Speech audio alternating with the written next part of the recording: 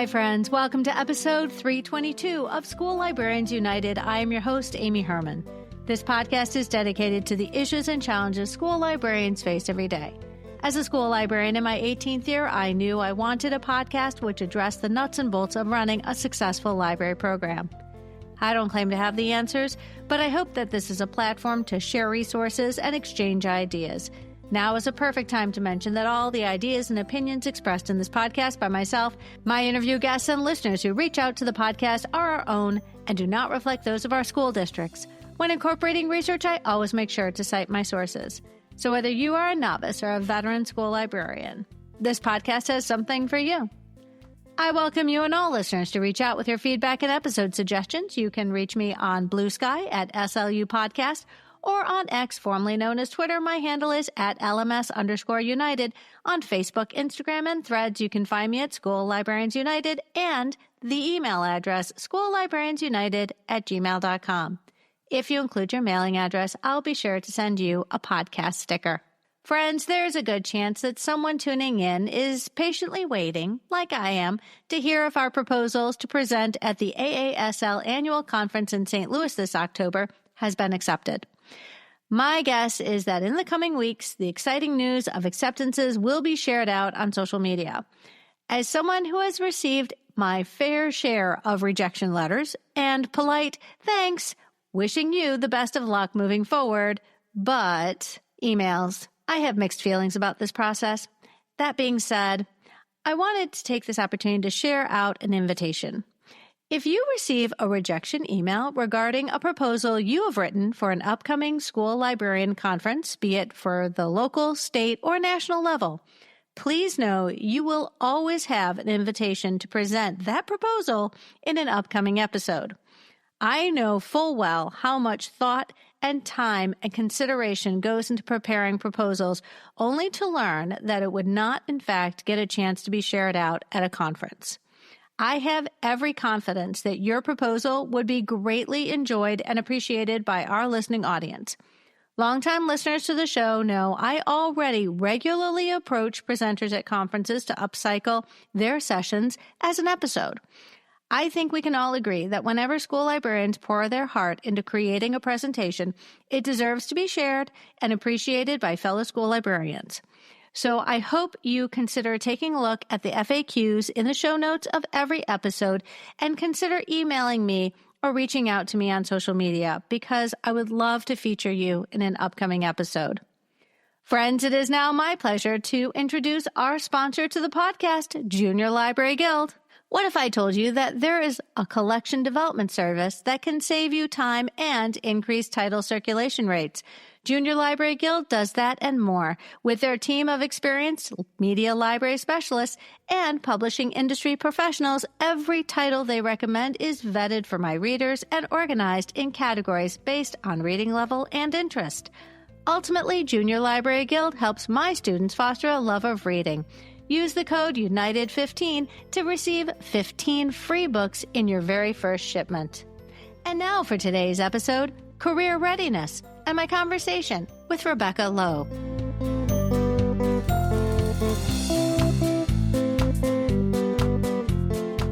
Friends, I am so excited. Rebecca Lowe, welcome to the podcast. Hi, thank you. I'm so excited to be here. Friends, this is going to be a fantastic conversation. I've been very excited to share with you for quite some time.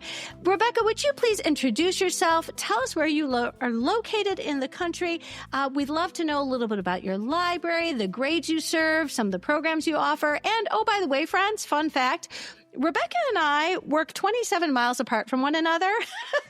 So I actually had to figure it out because I knew that we were in the same county. I'm in the sort of one corner of our county, and you're in the opposite corner of the county. Yeah, so I teach at Scripps Middle School, which is grades 6 through 8 in Lake Orion, Michigan. That's near the Detroit area. And some of the things that we offer, I'm on a flexible schedule, so I'm open for the kids to come in during lunch, which I really love because that's the opportunity for them to choose to be in the library. So every month in the library, we have a different makerspace theme. So we have the opportunity to have the 3D printer, we do knitting, we do, sometimes I'm able to borrow a laser cutter. So every month it's something new and exciting. And then we have a lot of other programming that happens, which I'll talk about a lot of those things today with our Career Readiness. We do take and make kits. We have lit lunches with our public librarian who comes in once a month and does a fun activity with the kids. So there's just always something really exciting going on, which is great because otherwise I think I'd get bored. Well, and I definitely want to make sure that we highlight some of the things that you're doing collaboratively with your public library counterparts because we share the same patrons. It obviously is mutually beneficial to make sure that we're cross-promoting one another's programs. So I want to make sure that we include that. You know, friends, Rebecca Lowe has been an absolute leader in Michigan when it comes to being a school librarian. And this is where I fall woefully short of the mark because while I am fairly happy being rather self-absorbed in the podcast, Rebecca, you have shared so generously of your time in the leadership at the state level. Yeah, so I started off as a regional rep, and currently I am the president-elect for our state organization. I do a lot of presenting at our conference, too, just trying to share out the way that we are able to share with you in this podcast, because I've gotten an incredible amount of inspiration from you as well. So thank you. Well, we all have our strengths. This is your president-elect year. When does your tenure as president of MASL, which is the Michigan Association of School Librarians, when does that start? January 1st, 2026. Excellent, excellent. Well, Madam President, I'm very grateful. I've always known that we were in good hands. The fact that we're having this conversation is very exciting because I imagine your schedule is only going to get busier. Yeah, I'm in the middle of conference planning right now. Yes, that does fall fairly square on your shoulders as president-elect. Conference is in December. I love that because you're not competing with, Thanksgiving, and also you're not competing with, this is the year we have AASL annual in St. Louis. Yeah, there's a lot of very deliberate planning that goes into the date of the conference to try to avoid other major conferences that are happening around the same time. And we're very fortunate that this year, too, we're hoping to avoid most people's parent-teacher conferences and their book fairs, which are normally, October, November. So we usually run into conflicts with that for people that they can't attend the conference because it's parent-teacher conferences. So we're excited that hopefully this December time slot will work out really well. Friends, you are absolutely going to want to bookmark the resources in today's show notes. The Canva presentation, which Rebecca has generated, has really sort of become the focus of this conversation. It really is fantastic. Whether you're a middle school librarian or a high school or elementary, there's going to be something in here for everybody. Rebecca, let me ask you, when you were putting together all these resources, what is it that you especially wanted to highlight for our listeners today?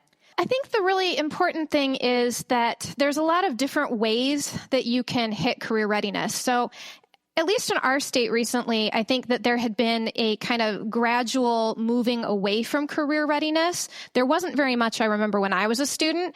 And we started realizing at the state level that there was this gap, that we have a lot of skilled trades and that they were desperate for people to come work for them, and there wasn't anyone available. And my husband is a civil engineer, and he would tell me about how for example, construction, how they were offering these huge salaries for people because the people that they had were retiring and there was no one to replace them, and they were bringing these people back out of retirement at these huge salaries to do this work because there was no one else available. And so we were realizing that there were all these gaps in the career fields. And so the state started putting more of an emphasis again on career readiness in the schools. And everybody's curriculums are so full. It was like, how are you going to hit these targets and these benchmarks of giving these students these opportunities and this knowledge? And that's where having your school librarian is really great, because your school librarian works with everybody and can find these ways to integrate this career readiness everywhere. And in my county, Oakland Schools had come to us and said, you have to hit these benchmarks because there's all this money available. And if you don't hit these targets, you don't get the money. And so the district came to me and was like, well, can you be on this team? I was like, if you're giving me money, yes, I will definitely do this. So it's been really wonderful to be able to integrate these career things into not only just the library programming that I would be offering during, lunches and the makerspace and all that, but then collaborating with the different teachers because I have the support to do this kind of thing. Well, and I think that's really important because I think it's always a little overwhelming when I sort of showcase or feature the amazing things that school librarians are doing. And yet, I think when listeners are tuning in and then with the benefit of looking at your presentation, I think they're going to realize that some of these things they do have in their library. They just never assigned a career readiness value to it and said, wait a minute, that could be considered career readiness because if I look at it in the lens of in what way is this helping our students connect with skills and interests that may transfer into a future career. Oh, yeah, totally. And, some of these things, like I said, like we both just mentioned, are things that I was already doing. I just had to give it that connection to the career readiness. And then that gives even more validity to what I'm doing in the library because now I'm hitting all of these different components that other people are also paying attention to. And there are a lot of things in here that, like I said, you're already doing. So it's not extra. You don't need to be paying tons of money to be doing these things. You don't necessarily need some of the support that I have because you're already doing these things. Well, and something that is always a fantastic survival strategy, friends, if you're trying to make sure that your job is safe and secure, which we should never assume, but let's be real. If we can do things which address building initiatives and district initiatives, all of a sudden our school improvement plans, if we can tie in what we're doing as supporting our building and our district goals, all of a sudden the school librarian is part of the solution, and you want to make sure to always hold on to them.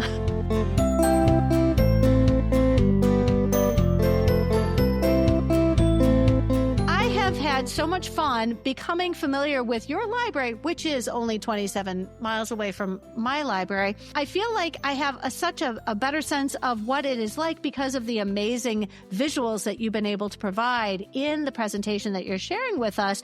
It would appear to me that you have been invested in integrating this into your programming for quite some time.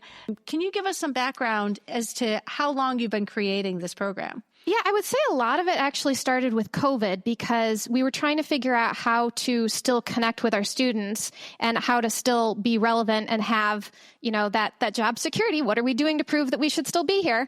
So at the time, we had decided that we were going to provide take and make craft kits to the students along with, the books that we were handing out and, standing outside with the baggies. And so as we started doing the take and make craft kits, we connected with our public library who was interested in doing the same thing because, again, we're serving the same students, the same population. They were trying to connect with the kids too. So I think it was right away that we decided that we would alternate months. So the public library provides the kit every other month and we provided the other months, which really helps with the cost. So the first month or the first year, we were just providing these craft kits. And then the second year, that's when I got involved in more of the career stuff for my district. And we said, well, we're already doing these craft kits. We need to come up with a way to pay for these craft kits because they were starting to become expensive. And so the district had this career readiness money. And as long as we could tie each of these kits into a different career cluster, then they would pay for it. So, that was really big. And so we started with some, easy crafts, things that included pipe cleaners or, googly eyes or yarn. The craft kits have become obviously a lot more targeted and maybe a little bit more expensive as we've gone on and been able to rely on that funding. So I have in the presentation all of the different kits that we've done over time that people can take a look at. Some of the kits we discovered weren't that great. We did one where we had gotten pony beads to do different little animals, and it came as a giant kit just filled with all the different pony beads, and we had to sort them out by color and then count the pony beads for each kit. So I don't recommend doing it that way. Lessons learned. I do want to make sure. So friends, I love that you have identified over the years, because you started these kits, like you said, during the pandemic, and sort of they took off. I'm glad you mentioned money because none of this is possible without money being supplied from some avenue. And it is always the expectation that we are going to find funding that does not involve us tapping our own bank accounts. Thank you very much. I've seen librarians admit when they've needed to pay for something out of pocket, and it is far from ideal.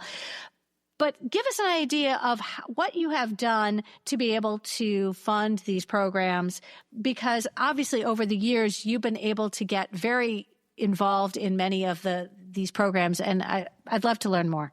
So aside from the district money that I can spend on the take and make kits, we also have an incredible resource in our Oakland County ISD.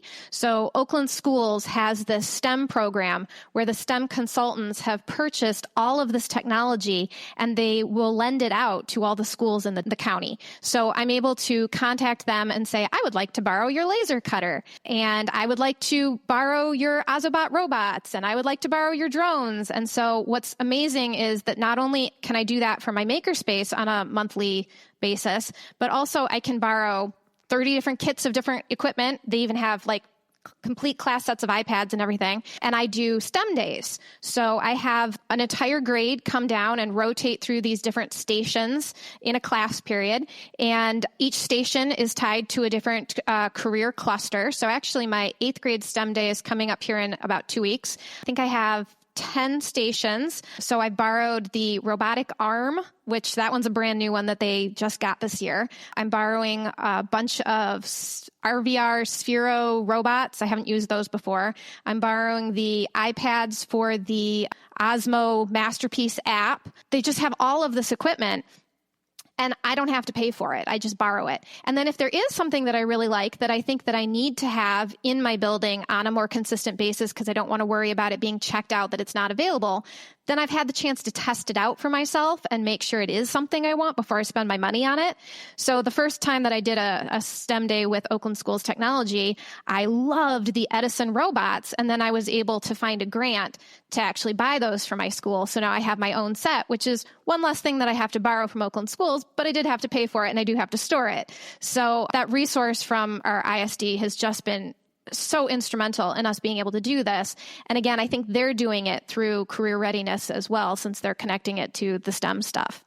Well, and I think this is our opportunity to, as school librarians, to model this idea that we ourselves are also patrons of a larger lending program. And I know that this is a popular solution for many states, how they will centralize some of those resources. And then it is incumbent on the school librarians to do that planning, to look ahead and say, if I want to offer this in my space to coordinate and to coincide with something that's happening in my school, I need to have the wherewithal to then go to my county level and start borrowing those things, getting those materials here in place for those activities.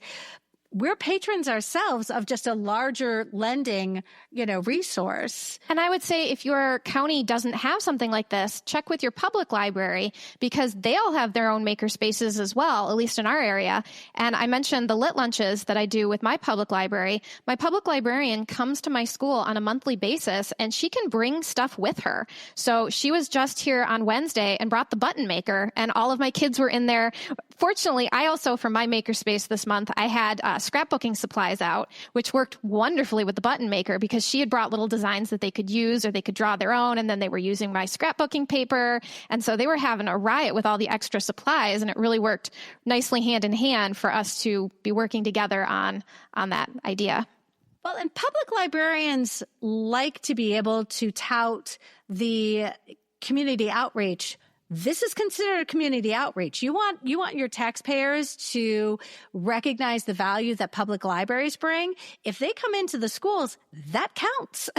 Well, and we have issues around us, I think, of the fact that everybody's so busy and transportation, getting the kids to and from the public library to do programming at the library. I don't know how many kids have the ability, well, I mean, in middle school, none of them are driving. So they can't get to the library unless a parent's available to get them there. Our school gets out at 2:25. Parents are not free at 2:25 to drive a kid to the public library to do an after-school program. So our district actually also works with our public library that we provide busing to the public library for after-school programs.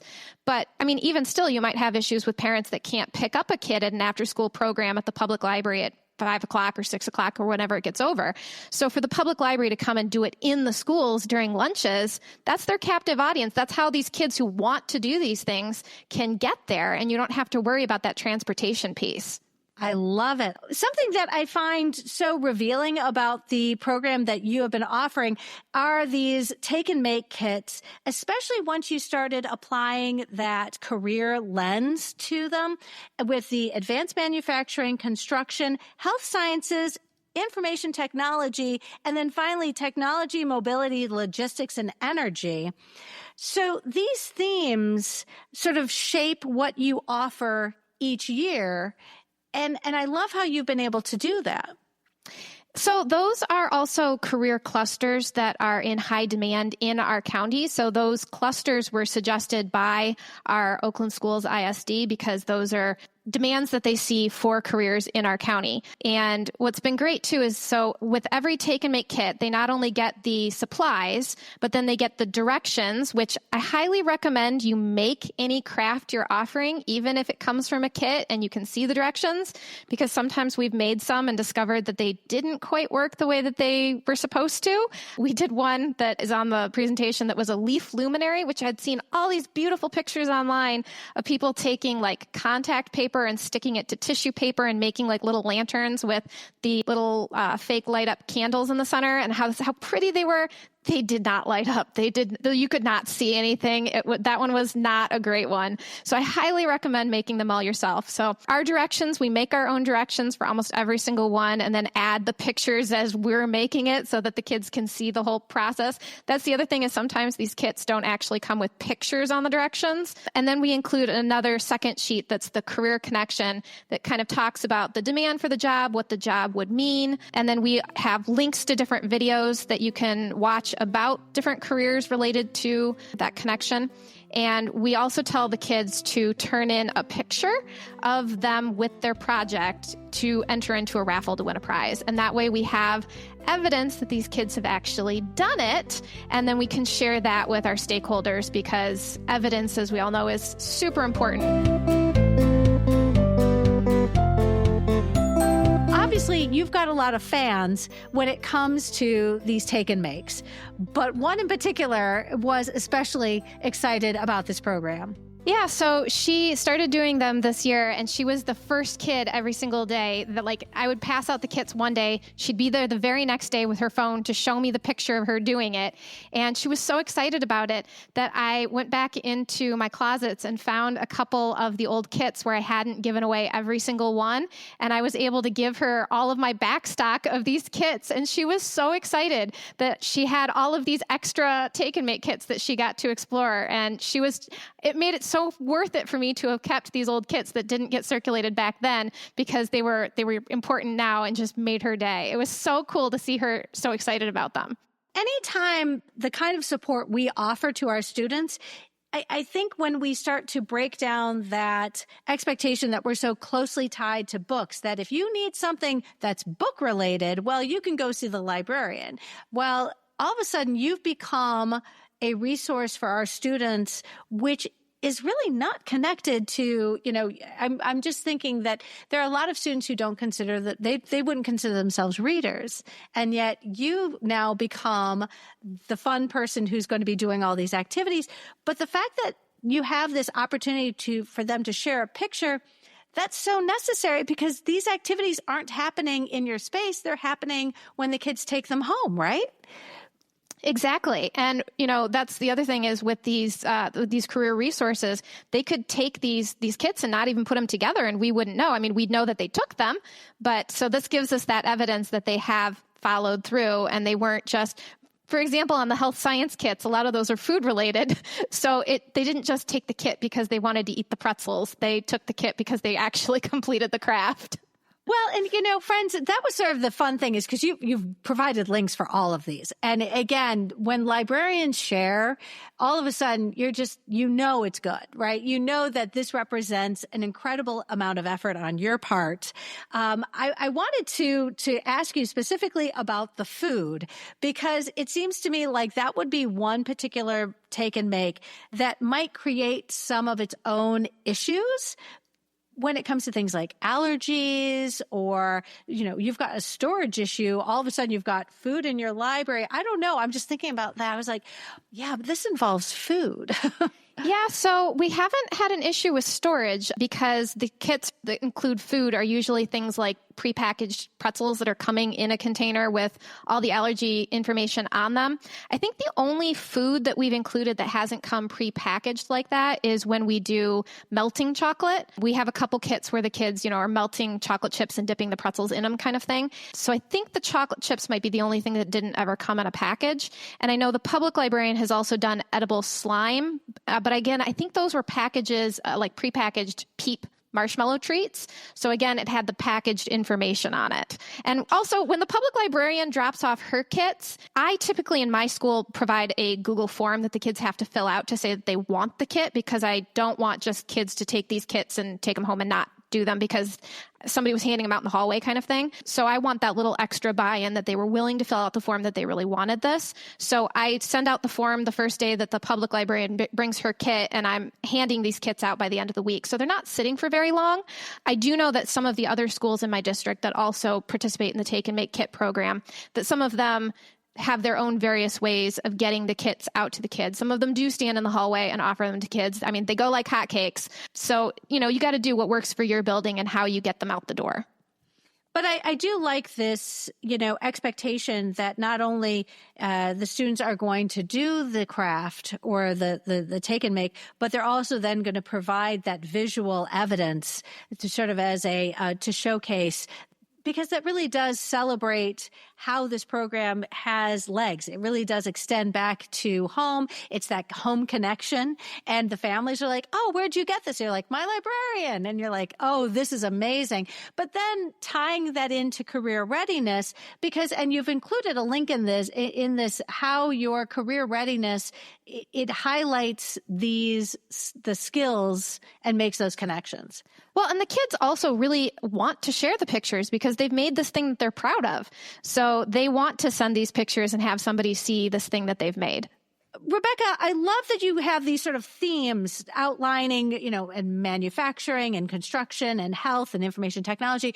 But at the end of the day, you're the one who's pairing up these activities that the students can take and make with these themes. Where are you getting the ideas for the activities that the students are going to do that are based around the themes that are so career oriented?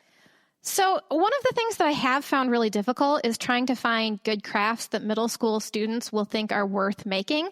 A lot of the crafts that you can find out there are very cute little elementary things, but it's got to be something that middle school kids think is worth keeping. So I get a lot of ideas from Pinterest, and I'll be honest that I kind of start with the end product first, that I'm going out and finding the craft that I think middle school students will think is worth making.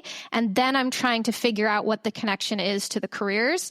And some of the career clusters are pretty difficult to try to figure out. I mean, for example, technology, mobility, logistics, and energy. I tend to lean on the energy side. Like, what can we do that has some connection to solar panels or green energy or plants? And then the other one that can be kind of hard is the advanced manufacturing. I'll admit it took me a long time to wrap my head around what that even means.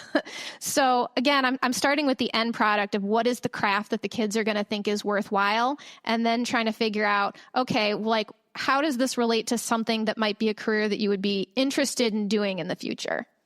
Well, and especially because some of these, especially when you start to talk about automation and robotics, those might have to be activities that are part of your STEM day and not part of the take and makes.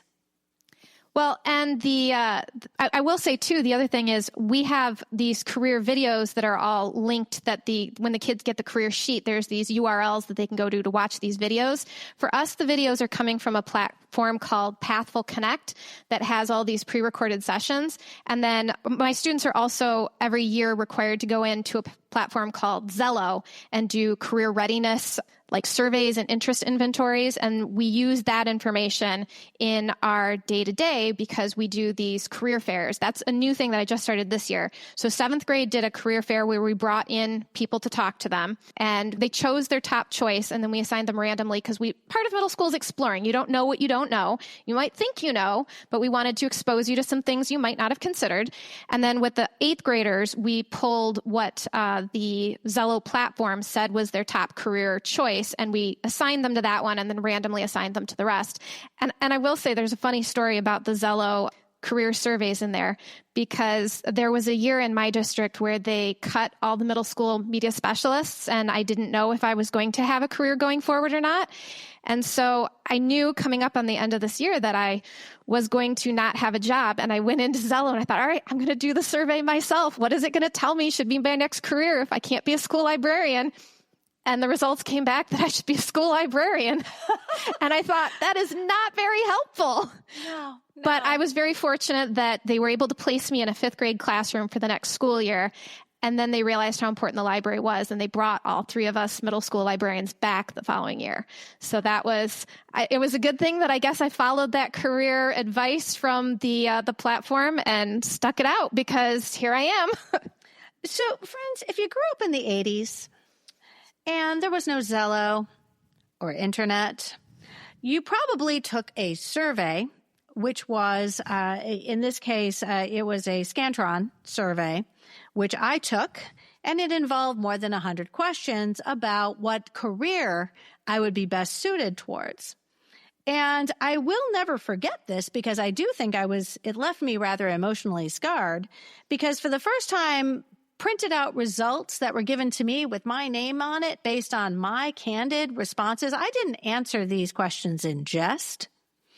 And I'm not going to lie, because when I opened up my results that were given to me, I think I was a sophomore in high school, it indicated that my top career path was mortician.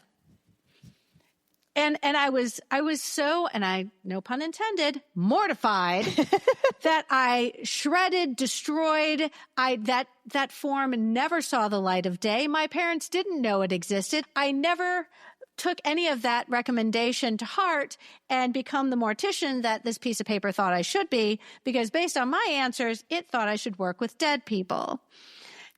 And I'm really glad you're not working with dead people. That would have been a huge loss for all of us.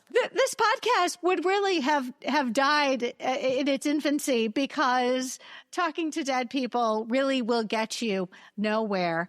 And no, wouldn't recommend it. And I really still am stunned that is what that effort led me to. And I'm fairly candid. Yes, I was supposed to be a mortician according to whatever career path form I filled out in 1985.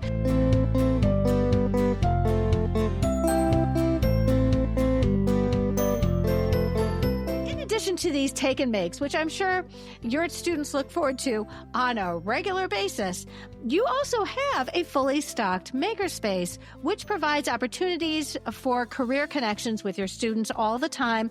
Would you give us an idea, if I got to walk into your library, which I absolutely can because we're only 27 miles apart, what is this like, and what have you created for your students? So the first month, I always start off with duct tape and cardboard, because that is so much fun. The kids are constantly, especially the 6th graders, they get so into it. Like, you'll see them wearing the boxes. They'll be sitting in the boxes with other boxes over their head. There's duct tape all over the place. And that is, first of all, like I said, super fun, but also it is something that I had to really kind of get over myself about, the fact that it seems like there's a lot of wasted materials there. You know, when you're seeing duct tape that's all twisted up and stuck to the wall or whatever, it seems like a waste sometimes. But what was really helpful for me was a professional development I had that was put on by the Oakland County STEM people, where they talked about how important it is to spend time playing with and just learning the material before you can find out what its it's capable of doing. And so it's not waste. It's part of the exploration of them figuring out what they can do with the duct tape and the cardboard and how it actually works, that we have to give them this exploration time before they actually can make something. And so I have students who end up making a lot of backpacks. They make purses, they make wallets. I've had students make shoes. I had one kid who made like a full robot suit that had like straps over the arms made out of duct tape to keep the box on him. They have so much fun with that. So that's one of my favorites. And then typically in the fall, also, I do knitting and crochet, which I love teaching them how to knit and crochet. They don't typically get very far in making a project, but they get like the beginning stages of learning how to do this. And some of them will go whole hog on it. And I check out crochet kits. Like they can take the crochet, the knitting, that stuff home. And the only thing, they can take the yarn home, they can keep the yarn. I only ask that my hooks come back. And all of those were things that were donated by people in my community. So I get a lot of donations of the yarn and the crochet hooks and the knitting needles. I love learning about the process of learning to use materials because it reminds me of when our then 14-year-old son wanted a 3D printer and how much spaghetti came up out of the basement that first year because our son was learning how to use a 3D printer. And I had quietly thought to myself, what a waste. And yet it wasn't a waste. It was about learning how to use something and getting the desired end result. It's all part of the learning process. So that's part of what makes the makerspace such an amazing opportunity for the kids, is because so often in school, we're so focused on that end result and giving a grade for the end result. And students can come up with a lot of anxiety that they sit down with a project and they don't know what to do because they're afraid of making a mistake. And so giving them this space where there's no grade and they're doing something just for fun, just because they want to, and we're telling them it's okay if it doesn't turn out right. There's no consequences. You're not going to have a failing grade if you make this thing and it doesn't work the way you intended. You have the time also to try again. So I think that makerspace can be hugely helpful for a lot of these kids in actually knowing how to approach a new situation or a problem and working their way through it. And you mentioned the 3D printer. That's something that we do also in the fall, generally around November. And I have students who make something and it looked fine when I looked at the design before I went to print it, and then it printed and it doesn't turn out fine.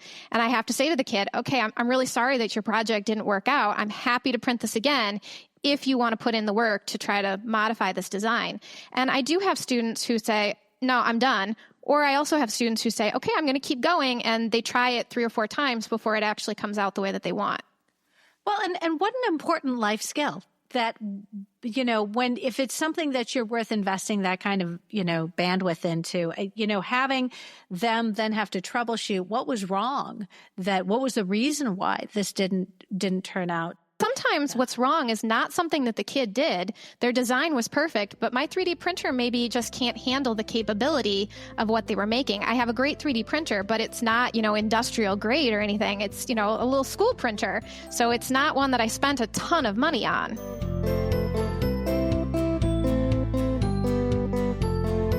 I do want to say something about knitting and crocheting, because while I will never make one of those wobbles, little animals, and I will never make a wobble, I am capable of knitting scarves. Why? You just knit. You just knit and purl, and we're just going to, and I think for some folks, one of the reasons why it is such a healing. It can be very rhythmic. And I've seen students knitting while class is going on. They're not trying to create some wobble. They're not trying to create some little animal. It's just a scarf. And they're just going to knit or crochet quietly while the teaching is going on, because it's soothing and it centers them, and they're not looking at their phones. That's for sure. And we also offer for our students, our student council does a hat and mitten tree in December and donates anything to our local Lions Club. And so we have that opportunity for the students to knit hats or scarves to donate to our local community. I love that. I will say I had a friend years ago who was an art teacher in a building I taught in and had a basket with the scarf that she was knitting. And sometimes she had one of those days I'd walk into her room during her prep and she was knitting. And I said, what's going on? And she's like, I'm just having a day. I'm just going to knit for the next 15 minutes or I'm going to walk out of here and quit my job. And I said, you know what? At this particular time, I understood what the stressors were, and I understood that there was a lot of stress on this individual. And I also understood that if they took an opportunity to break from what they were doing, they're going to knit for a few minutes and then come back in a much better frame of mind to be able to move on with the rest of their day and not do something risky like jeopardize their job. Well, and I will also say knitting and crocheting, as you mentioned, is something that you can do while you're not watching it or paying attention to it. So some of our students who would normally be fidgeting can be something that they can be busy doing with their hands while they're visually looking at something or listening to something. So I knit and crochet while I'm watching professional development videos. I've watched people who knit and crochet while attending a school librarian conference. I know who you're talking about. And yes, she always has these incredible projects she's working on. And I do not have that level of skill, but I'm working on it. Yes, I absolutely, I was so envious because it never occurred to me in a million years that while I am attending a school librarian conference, I could also be working on a scarf. Well, my current project is because our December conference theme is growing together. I am crocheting little plants. So I have a little fern and a little hanging plant that I'm making a whole series of these to have for our conference. I love it. I think that's amazing. So you've provided 4 years worth of programming on the slides that you have. So I truly want to make sure people have an opportunity to go and investigate this firsthand. Let's talk about Hour of Code, because you have mentioned that. How does Hour of Code feature in your program? So in the makerspace during December, the students have the choice of participating in, we have Minecraft EDU. So my students can go into Minecraft and do any of the coding or any of the pre-built lessons that are in there during lunches for fun. And I mean, some of the stuff that they are just doing on their own in Minecraft without the pre-programmed lessons, just the things that they're coding in there are super fun. And then I also open it up to all of my teachers that I'm willing to teach a full lesson, just send them down. It's just a day that you don't have to do anything. I do a quick little presentation about why students might be interested in spending some time with coding. So I have a presentation that shows like how many jobs are available, how there's this huge gap in how many people get any programming or like school classes or anything about coding versus how many jobs there are. And as it is, my information is a little out of date. So I show them like, hey, this data was from 2023. Think about how much this has grown today. And then there's like a presentation that shows how much money you can make if you have, just a high school degree versus a college degree versus a degree in computer programming. And then also some information about how students are interested in coding, like what their favorite classes are when they're in school. And then I have a couple different opportunities for, depending on what subject I'm doing the class with, for what lesson the kids can then go and explore. So there's a really cool one for social studies where it shows you're programming first like people walking around as like hunter-gatherers on the continent of Africa, and you have to get them to the right location without them walking into the ocean. So then it goes from people to like caravans. You've got like a little horse and buggy kind of thing, and you have to program that. And then it moves up to trains. And then from trains, it moves to planes. And then you're coding all of these different methods of transportation throughout history. So that's really neat because a huge middle school standard is, human impact on the environment and transportation and that kind of thing. And then for ELA, there's a really neat one about making Mad Libs. So talking to the students about what is a noun, what is a verb, and then programming your Mad Lib. And of course, with science, there's a whole bunch of things in there. I mean, Hour of Code has something for everything, right? But my teachers have really appreciated that I've been able to differentiate and say, okay, this is very specifically a social studies lesson. This is very specifically an ELA lesson. Some of them don't always think about how coding can apply to, say, ELA. And I'm like, no, I got you covered. Come on down, bring your kids. We'll do something different, and it'll be different for every, subject, every grade. So everybody can come down and do that anytime during the month. I know Hour of Code is specifically supposed to be a specific week, but why stick it in 1 week when you could do it all month long? Well, and that's why having a school librarian is so vitally important, because oftentimes the teachers who are perfectly capable of doing their jobs without us, all of a sudden you have taken a resource and provided this very sort of gift wrapped. You've sort of gift wrapped a resource which will support and enhance whatever it is they're doing in their space, because you are also very aware of what they're trying to reach in terms of their target and their curriculum. And then you sort of provide these little gift wrapped opportunities to enhance whatever is already happening in the classroom. I love that. So let's focus a little bit of time on your STEM day, because we sort of talked about that a little bit, and give us some context. When it comes to STEM Day, when do you offer it, and really how do you build this up? Because it sounds like your teachers are very lucky to have you doing all of this work on their students' behalf, on your students' behalf. Well, one thing that I found that's really helpful is you want to try to find ways to make things easier for the teachers, of course, right? Like, they have so much curriculum they have to get through. They don't have the time to research these kind of things. They don't have the time, a lot of times, to, what they'll say is, I don't have time to do one more thing.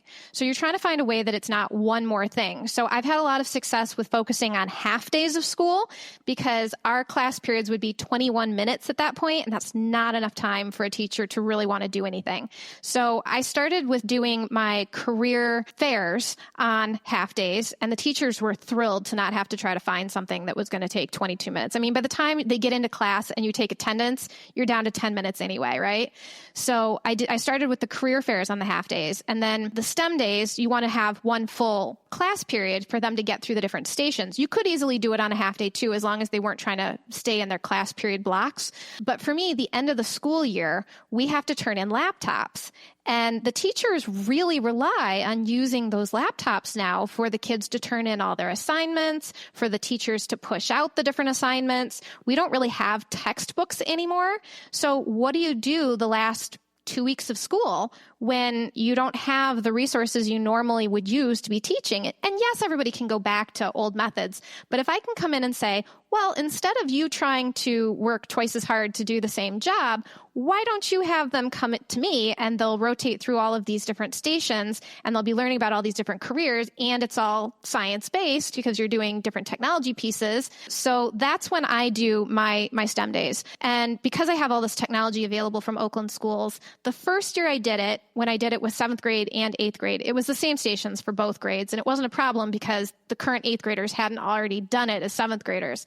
But this year, this is my second year doing it, I was able to say to Oakland schools, okay, here's the technology I have that meets these clusters. Here's the technology I borrowed from you last year. Which stations can you help me differentiate so that the 7th graders and 8th graders aren't having the same experience? And these Oakland schools STEM consultants were very helpful in collaborating with me and saying, here's some ideas I think where we could trade this station for this station, and we could do this instead of this.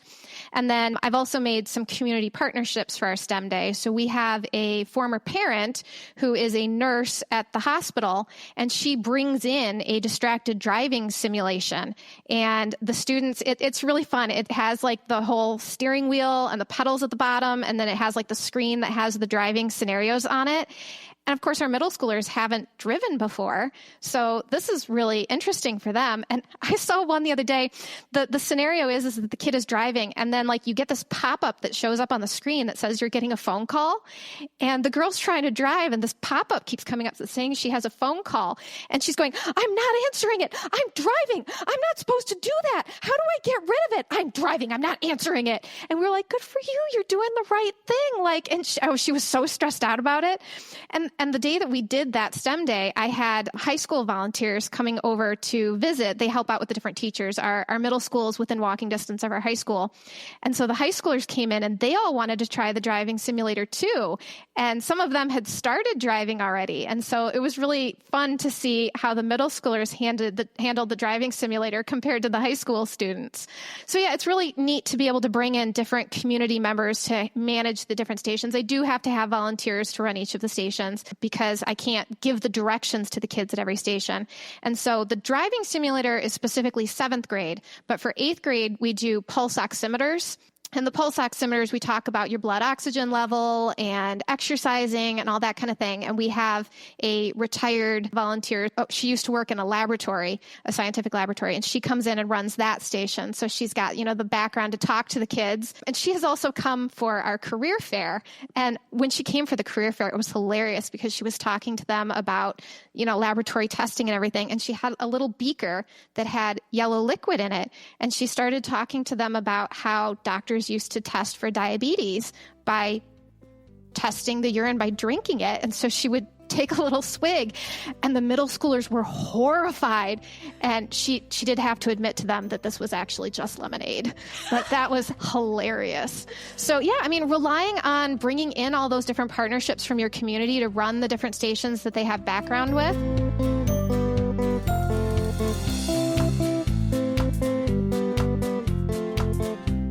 Aside from the STEM Day, this is coming up in a couple of weeks. This is brand new. I'm very excited about this. We're doing a program called The Amazing Shake. And The Amazing Shake is something that is a global competition. There's a state level competition for us, and then our local ISD is trying to get enough participants in our county that we could do a county competition before state levels. So this is brand new for us, but the students rotate through different stations, and the different stations are career scenarios. And our Oakland Schools has created all of these different kits that you can check out along with the STEM equipment that have all of the scenarios and all the props that you would need to do these different stations. The way that we're going to do it is 3-minute rotations. So students will have 1 minute to get to the station, read the scenario, then 1 minute to act out the scenario, and then 1 minute to receive feedback from the judges. And the scenarios are things like you show up and have to advocate for yourself to get a raise from your boss, or you are on the red carpet and have to do an interview on the red carpet about your latest movie, which, that's a little bit of a silly scenario. Most of us won't be in that scenario, but it's still practicing those good interviewing skills. One of the scenarios that the Oakland Schools has worked with is the kid is supposed to do a presentation on this hospital building that they're in the middle of, and they have to roll out the blueprints. And they're the wrong blueprints. They're the blueprints for a starship. And so the kids have to be able to improvise on the spot with all of these career skills. And that's only the first part of what the competition is. We're only going to do that part for our school this year, but there's additional stages where I know one of the stages is that the kids are supposed to practice being at a career fair where you would have to network and be able to give your business card to people. So you have to know how to insert yourself into a competition or a conversation. And then you have to know how to get yourself out of a conversation, because the goal is to make as many connections in the time period as you can and give out your business card to as many people as you can. So we're doing that one soon, and we're very excited to see how it turns out. But again, we have to bring in a lot of volunteers to make something like that work, because we have to have so many stations for the students to rotate through. So we're starting to build this bank of people that we know that we can count on from our community to come in and be a part of our career fair and our STEM days, and now this amazing Shake program. Well, and there are so many things. So first of all, I love that you are capitalizing on a day that is oftentimes something of a non-day. Something that is oftentimes diminished in value is a half day. Half days are important. We have to have our students come to school on a half day because it's considered instructional time. And you and I both know that if enough kids don't come to school, that we potentially lose that count day as instructional time. And so when a half day is built into our calendar, you and I are not directly responsible for creating our school calendars. Those are approved at the district level. And it's hard to bring students in because all too often the feeling is it's a half day, we're not doing anything, therefore, why do I even have to go? So you've created excitement and generated reasons for teachers to be sort of excited for this program that you are making possible, which I absolutely love. Timing is everything also, because rather than just randomly picking it for when it's convenient for you, you've had to put that aside and find when it is most convenient for the people you are trying to support. And that also is, that's that selflessness of school librarians, because we're not making ourselves the priority. This isn't about your schedule or my schedule. This is about your teachers and the fact that they are going to be without the devices that the students have become so dependent on, because we handed them out at the beginning of the year, and that is what our expectation. But if you take the devices away before the end of the school year comes, those teachers are now left looking for solutions. And this whole community component, like recognizing the resources that are just outside our door, if we just take the time to build those relationships, it really is a way to enhance what we do already, but bringing in those authentic voices. Well, and it works really well for our students too, because, on half days or near the end of the school year, the kids, we want them excited. We want them engaged too. And providing something different, I think we find that we have a lot fewer behavior issues because the kids are excited about this thing that's new and interesting for them. It's not just the same old. It's not just sitting in their seats, watching a movie, being bored or whatever. Like, it's keeping them engaged. And as for the community partnerships, this is such a thing that they really enjoy too. When we did the 7th grade career fair and brought in all these people, we were just starting by the teacher that was doing it with me. We just started by reaching out to the people that we knew and saying, hey, would your company be interested? And so she was talking to her parents. She was talking to, her husband's family. She was talking to her friends. I was doing the same thing. And then, we did reach out to a wider range after we had started with the people we knew. But, talking to my husband and his company, they had so much fun. Literally the day hadn't even ended. And they came to me and were like, are you doing this again next year? Because sign us up right now. This is fun for them. And also some of them saw it as an opportunity to, it's positive publicity in the community for them. It's a way for them to build their reputation in the community. And some of them said, this is potentially how people become interested in coming to work for us in the future. Like so many of you, my Learning Commons is used to host large career fairs like you are having. But it is sort of fun to see the people who come year after year and the kind of excitement that you can generate. Okay, so I taught social studies in high school for 9 years, and I was teaching civics, and one of my students told me that their parent was a Secret Service agent. And I was like, wait, what? I was like, how is that possible? And I got a much better appreciation for how they're actually part of the Department of the Treasury and how they actually are, here in Michigan, are working on the persistent issues with counterfeit money that's in circulation.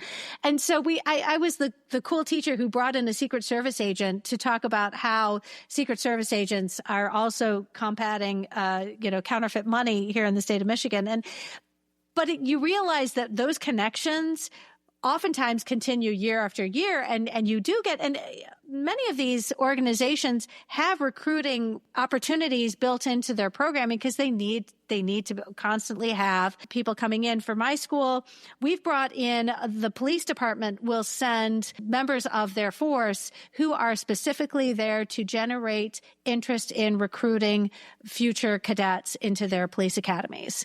And it really is a very popular station in our career fair because students are they want to have those conversations with people who are doing the work every day.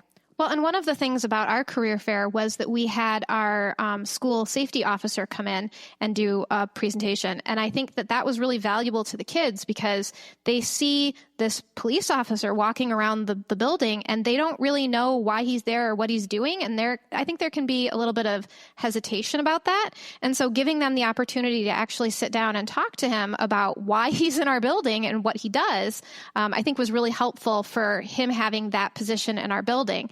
And as you mentioned, some cool connections there. I talked about the nurse who comes with the distracted driving simulation. Her child has not been a student in my school for at least 2 years now, but she keeps coming back because it's also part of the hospitals' responsibility to be doing these educational programs to try to get people not to be driving distracted and what the consequences are. So for them, it's not just that recruiting piece, it's also that they are trying to do that education piece. I think what I love, and I'm glad that we're having this conversation, especially because you're a middle school teacher, because I think it's very easy for educators to think about our students and their trajectory. And for me, it's obvious that career fairs are really integral to a high school setting.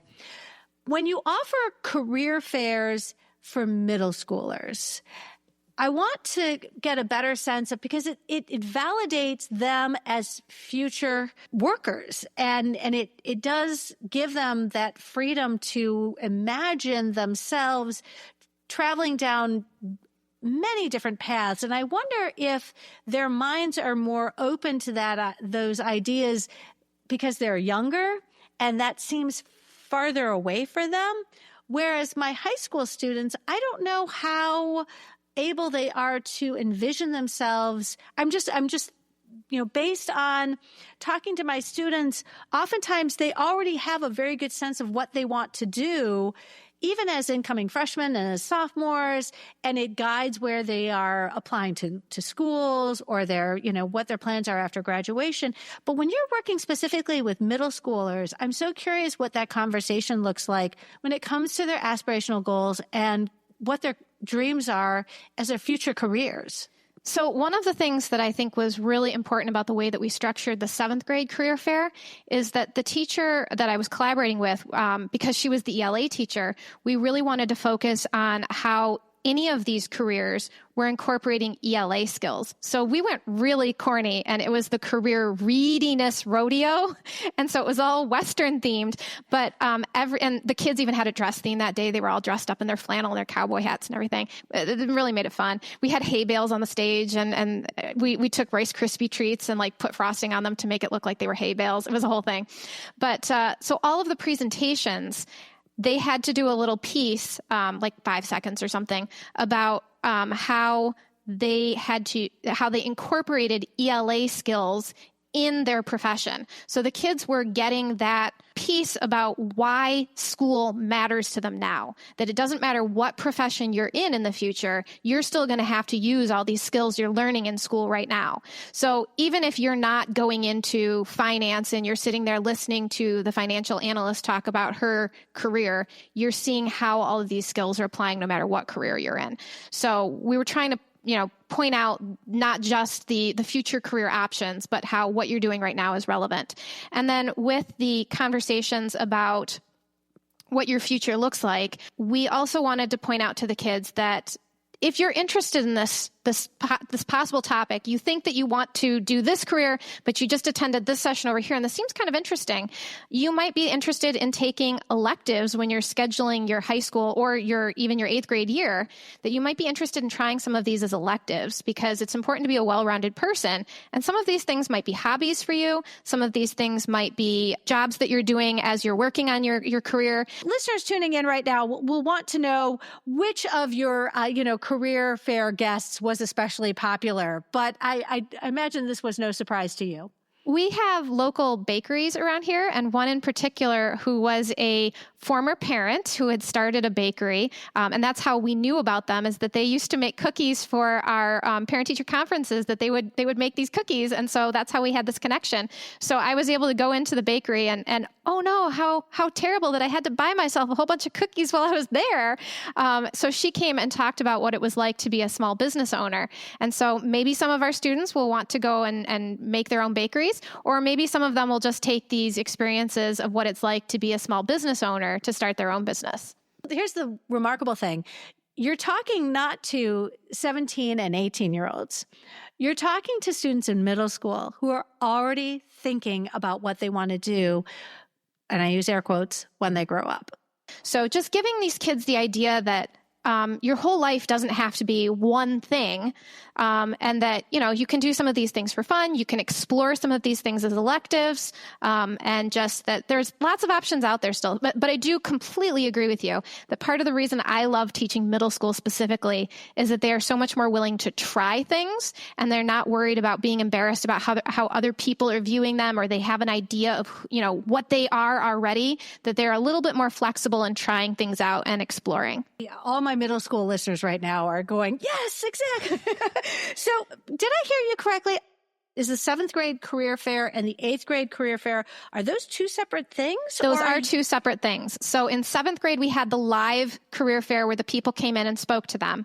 And then in 8th grade, we used the Pathful program, which Pathful is something that is paid for us, I believe, across the entire county. And if you don't use it, you lose your money for it and you don't get it anymore. So you have to use it. But it connects you with real career professionals for live Zoom, basically, events. So our high school uses it for their career fair, that all of the seniors can schedule a one-on-one interview with a career professional. And so we basically did the same thing, but instead of it being a one-on-one, we scheduled it as like, these are all the people in Zello that it said that they were interested in the medical field. So we're going to have all these kids go to this live session with this medical professional. All these kids were interested in hospitality, so we're going to have them go to this live session. And then we had these live Zoom connections with these industry professionals, and they're all background checked and everything by the platform. The platform sets up the time, they connect with the professional. And if they cannot find a professional in their bank of, speakers, they will go out and find one for you. So a real funny story we have in our district is that when our high school was working to schedule these one-on-one interviews the one year, we had a high school senior that wanted to be a chicken therapist. That is a real thing. Apparently, chicken therapists work to help the chickens be more productive. So they are studying, like what might stress out a chicken. And so the platform had to go out and find a chicken therapist. Well, and you know what? I know some librarians who not only keep chickens, but consider them very important members of their family. And you know what? I would never for 1 minute disparage anybody from pursuing their dreams. And you know what? Sometimes our students are trying to be silly and they stumble on something that actually is quite valid. And I think it's important for us to validate those feelings. At the high school, our testing coordinator is also our career coordinator. But we also have somebody from Oakland Schools who comes in several times a week to do specific career counseling with our students, their postgraduate, career plans. But it's provided through Oakland Schools, just like you have Oakland Schools. But I'm interested, do you have a dedicated staff member at your school whose job it is to address career, who is a career counselor, or is that integrated with your school counselors? At our district level, one of our high school assistant principals is also our district level career readiness person. So she works with the ISD to make sure that we are hitting all of our targets for what we need to do to be in compliance at the county and the state level. And so she's in charge of making sure that we have a strong career readiness committee with people in every building doing different activities. And so that's a high school, that assistant principal who's also our district coordinator. Wow. Well, and I'm sure everybody has a solution, but the fact that we recognize the importance of career readiness begins not in high school when kids are considering what they're going to do after graduation, but in the grade levels in the middle school and also in elementary. Rebecca, you are incredibly generous. Friends, it is a Saturday in May, and there are a lot of things we could be doing, but Rebecca is generously sharing of her expertise. What recommendations would you give to anybody tuning in right now? I know you've offered us a great deal in the way of resources, but what recommendation would you offer to anybody looking to tackle some of the programs that you have offered up today? I would say probably pick one thing and start small, and, it can build from there. So I started with, what could I get for free? What could I get donated? I started with, the yarn and I got Legos donated so that one of my makerspace themes could be Lego, and that hits construction. So I would say, pick one thing. Can you do that thing? Once you've built that thing, build from there. And I would probably start with the things that you can do that are real low cost. Absolutely. And friends, how can we include you in our virtual PLN? How can we reach out to you? Where are you on social media? I am still on Twitter, X. My district admin still takes my posts from there and posts them on school board meetings. So that's why I'm still on there. So if you're still on X, you can follow me at Scripps MS Media. I am on Instagram as well at Scripps MS Media, or you can email me, and that's linked on the Canva. Fantastic. Yes.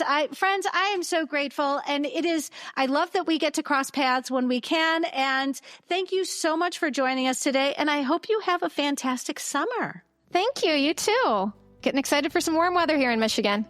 Exactly. Actually, it feels like we skipped spring, don't you think? I do. It went straight from being cold and snowing to being warm and humid. Here we go. Listen, I'm so glad that you are going to be at ALA Annual. I will see you in Philly. I'm so excited.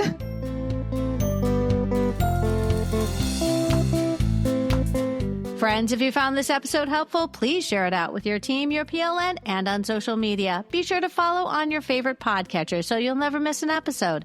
And if you really like listening today, consider leaving a review wherever you listen to podcasts. Reviews help others find us.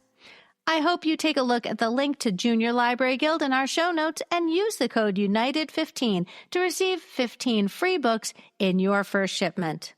I am currently juggling outlines and tentative recording dates. You can be sure our upcoming episode will showcase amazing school librarians sharing their strategies and resources. I hope you will tune in.